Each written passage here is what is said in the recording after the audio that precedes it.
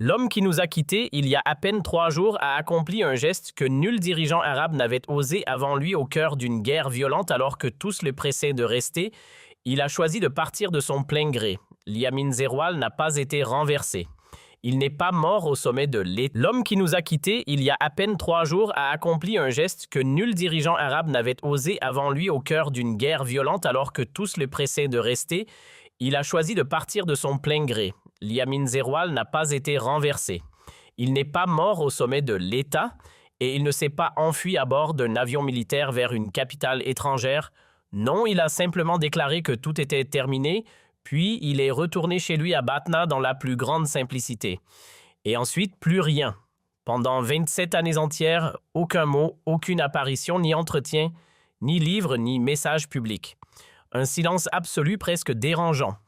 Et c'est justement ce silence qui pose problème, qui dérange certains récits bien établis. Car un homme impossible à acheter, à intimider ou à séduire représente le pire scénario pour une ancienne puissance coloniale. Avant d'aller plus loin, si tu fais partie de ceux qui refusent d'effacer la mémoire, abonne-toi à la chaîne et écris-moi en commentaire d'où tu regardes Algérie, France, Canada, Belgique, Royaume-Uni. Dis-le clairement car ce que je m'apprête à raconter aujourd'hui, c'est l'histoire d'un homme que l'école a passé sous silence que certains médias ont préféré ignorer et que même en Algérie, une grande partie de la jeunesse connaît encore trop peu. Yamin Zerwal est né le 3 juillet 1940 et à Batna, au cœur des Aurès, cette terre qui a donné naissance à la Révolution. Il est Kawi issu d'une famille berbère des Nemencha et à 16 ans en 1957, il fait un choix que la plupart des adultes n'auraient pas eu le courage de faire. Il rejoint l'ALN, l'Armée de Libération Nationale. Il prend les armes contre l'armée française, 16 ans pendant que d'autres jouaient au football, lui courait dans les montagnes de l'Aurès avec un fusil sur le dos. Après l'indépendance en 1962, il ne s'arrête pas. Il se forme au Caire, en Égypte, à Moscou, en Union soviétique et tiens-toi bien à Paris. Oui, à l'école de guerre de Paris. L'ironie de l'histoire, la France elle-même a formé l'homme qui allait la défier comme aucun autre président algérien ne l'avait fait avant lui. De retour en Algérie, sa carrière militaire est exemplaire. Commandant de l'école d'application des armes de Batna en 1975, commandant de l'Académie militaire interarmes de Churchill en 1981. Puis il commande les régions militaires les plus sensibles Tamanrasset en 1982, au cœur du Sahara, Béchar à la frontière marocaine, Constantine en 1986. En 1988, il est élevé au rang de général. En 1989, il devient commandant des forces terrestres. Il est au sommet et c'est là que quelque chose d'incroyable se passe. Il est limogé. Le président Chadli Benjedid le remercie. Pourquoi? Parce que Zerwal refuse un plan de réorganisation de l'armée avec lequel il n'est pas d'accord. Il ne négocie pas, il ne fait pas de compromis, il dit non et on le met à la porte. On l'envoie en Roumanie comme ambassadeur. Et qu'est-ce qu'il fait? Il refuse. Il dit, je cite, « Je ne suis pas fait pour ce métier. Je ne veux pas être payé à ne rien faire. » Il rentre à Batna. Il se retire. Point final. Sauf que l'histoire n'en avait pas fini avec lui. En 1993, l'Algérie est en feu. Le processus électoral a été interrompu en janvier 1992. Les groupes armés islamistes massacrent des civils. Des villages entiers sont décimés. L'économie est en ruine. Les caisses de l'État sont vides. Les recettes pétrolières pour 1994 sont estimées à 9 milliards de dollars moins que le service de la dette extérieure. L'Algérie est au bord du gouffre. Et c'est à ce moment-là qu'on rappelle Yamin Zerwal, l'homme qu'on avait mis à la porte 4 ans plus tôt.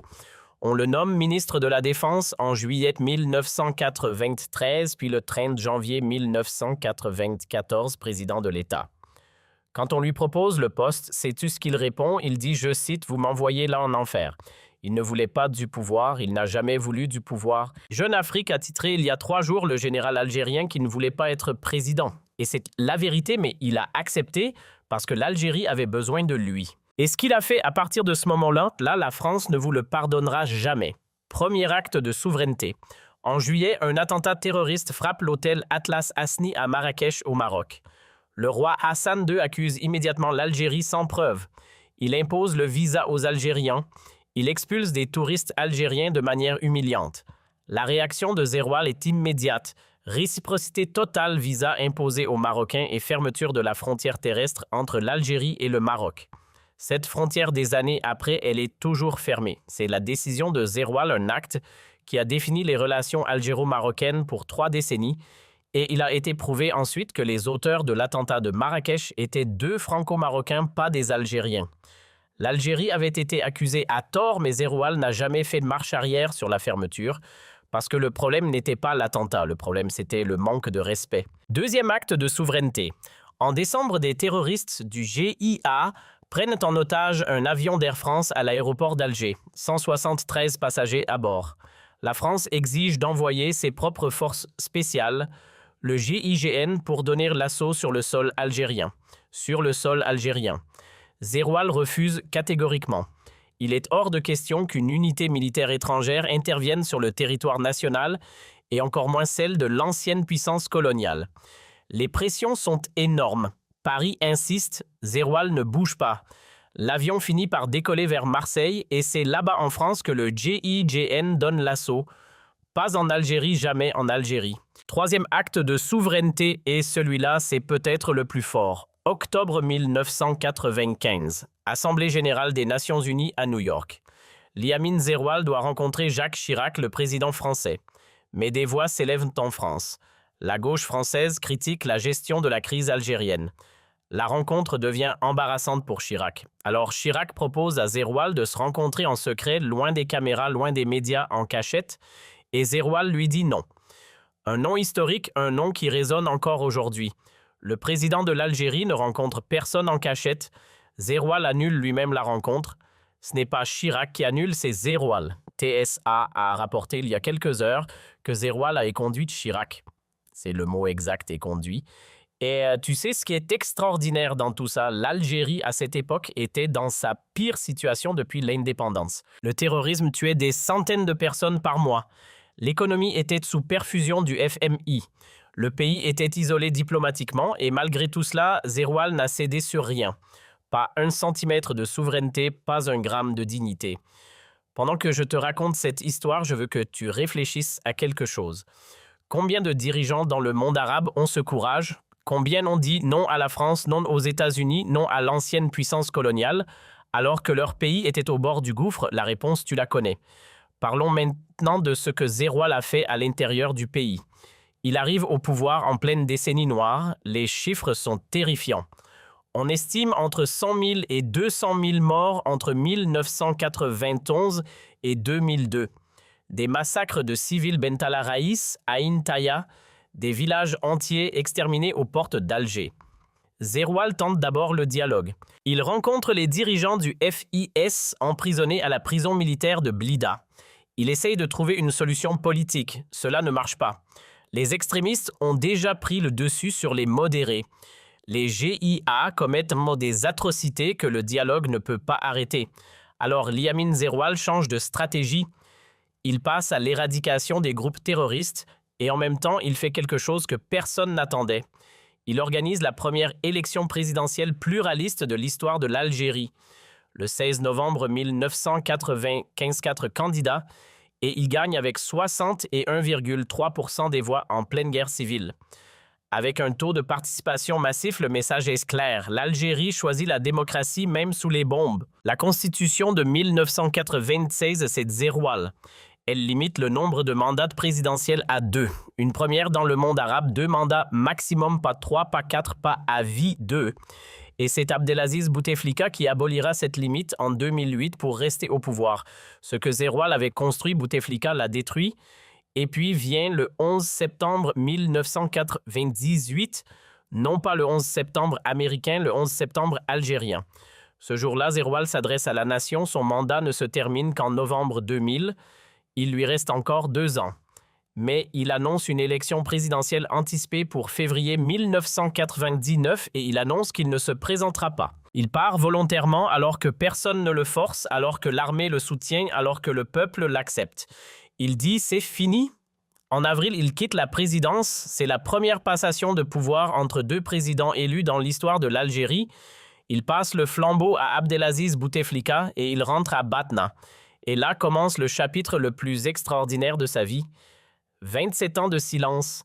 De 1999 à 2026, pas une seule interview, pas un seul communiqué, pas une seule apparition médiatique calculée. Le silence absolu. On l'a sollicité pourtant. En 2013, quand Bouteflika est hospitalisé, des rumeurs le désignent comme successeur. Il refuse. En 2014, on lui propose de se présenter à la présidentielle. Il refuse. Et pendant le Hirak, quand des millions d'Algériens réclament le départ de Abdelaziz Bouteflika, Saïd Bouteflika et le général Mohamed Medienne lui proposent de mener la transition.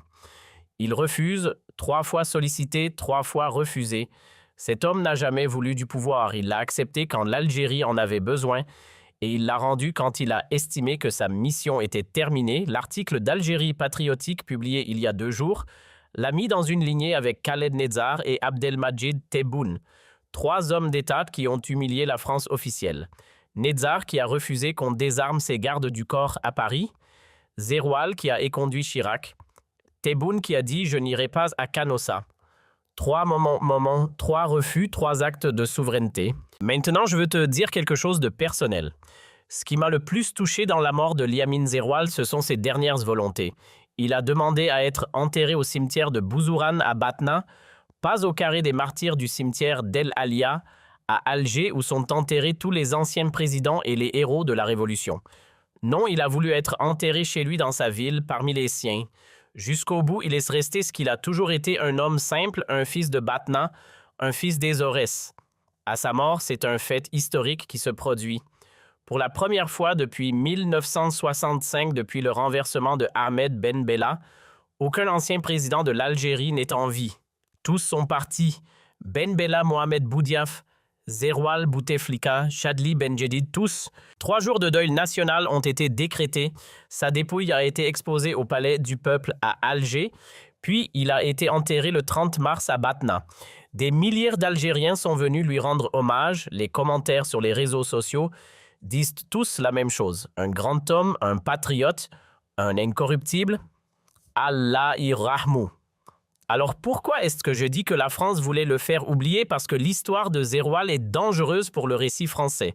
La France a construit un narratif sur l'Algérie, un narratif qui dit que les dirigeants algériens sont des généraux corrompus, accrochés au pouvoir, incapables de gérer leur pays. Et Zeroual détruit ce narratif parce que Zeroual, c'est un homme qui a combattu la France à 16 ans, qui a tenu son pays debout pendant sa pire crise, qui a organisé des élections démocratiques sous les bombes, qui a limité les mandats présidentiels, qui a refusé de rencontrer le président français en cachette et qui a quitté le pouvoir volontairement. Quel président français peut dire la même chose? Partage cette vidéo avec un Algérien qui ne connaît pas assez Liamine Zeroual. Partage-la avec un jeune de la diaspora qui cherche des raisons d'être fier, parce que Zeroual n'est pas juste un ancien président. Il est la preuve vivante que l'Algérie a produit des hommes d'État que le monde entier devrait étudier. Et toi, dis-moi en commentaire, qu'est-ce qui t'a le plus surpris dans cette histoire? Est-ce le refus de rencontrer Chirac, la fermeture de la frontière, ou le fait qu'il ait quitté le pouvoir? Dis-le-moi. Allah repose en paix, monsieur le président.